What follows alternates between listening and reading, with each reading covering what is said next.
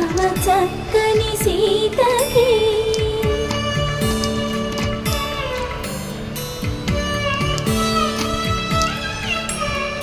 ఎర్ర జాబిలి చేయి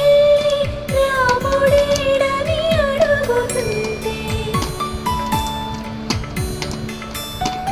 చూడలేదని పెదవి చెప్పే చెప్పలేమని కనులు చెప్పే నల్ల పూసైనాడు దేవుడు నల్లని రఘురాముడు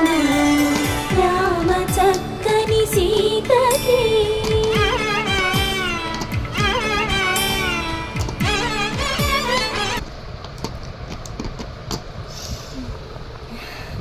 నన్ను